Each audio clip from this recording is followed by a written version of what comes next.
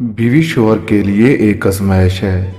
इस आजमाइश को जितना वो समझेगा, उसके करीब ही रहेगा, उतनी ही वो आसान होगी।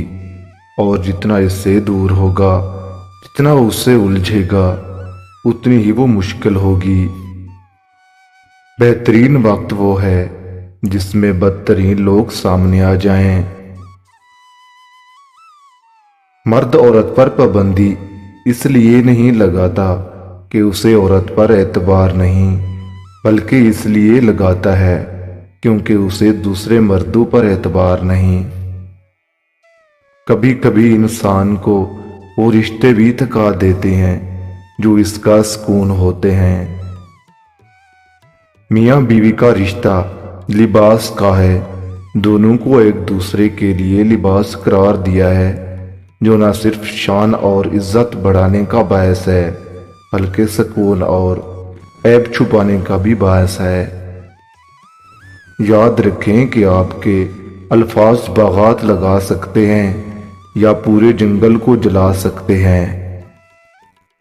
बीवी अपने शौहर से उस वक्त तक लड़ती या जिद करती है जब तक उससे प्यार की उम्मीद होती है। जब ये प्यार उम्मीद ख़त्म हो जाती है तो वो लड़ना और जिद करना छोड़ देती है। वालदैन और दरख्त दोनों बूढ़े हो जाते हैं, लेकिन उनकी छाँव हमेशा घनी रहती है।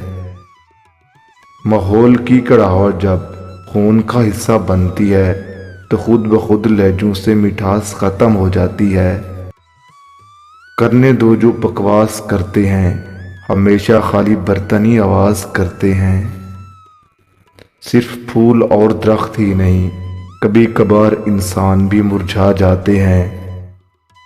इंसान सबसे ज़्यादा जलील अपने मनपसंद शख्स से होता है। अपनी दुआओं पर कामिल यकीन करना सीखें, क्योंकि यकीन के बगैर दुनिया अधूरी है। जब हिम्मत हारने लगे तो बस दिल को इतना समझाना कि जो हो रहा है उसमें अल्लाह की रज़ा, और जो होगा उसमें भी अल्लाह की रज़ा होगी। पता है हम बेसुकून कब होते हैं, जब हम अल्लाह पर इस तरह यकीन नहीं रखते जैसे रखना चाहिए। सच्चाई और अच्छाई की तलाश में पूरी दुनिया घूम लो, अगर वो आपके अंदर नहीं तो कहीं नहीं। माजी हमेशा रहने के लिए नहीं होता। आपकी जितनी भी गलतियां या माजी की तकलीफ़ें हैं वो आपको कुछ सिखाने ही आती थीं, लेकिन अब बस वो ख़त्म हो गई हैं। मर्द की ज़िंदगी में कोई दूसरी औरत है कि नहीं, इन निशानियों से पता चलता है कि आपको वक्त दे, आपकी कदर करे, आपको खोने से डरे। अगर नाराज़ होने के बाद खुद ही आपके पास लौट आए, आपको हर बार खुद मनाए, तो समझ जाएं तो उसकी ज़िंदगी में आपके सिवा कुछ नहीं।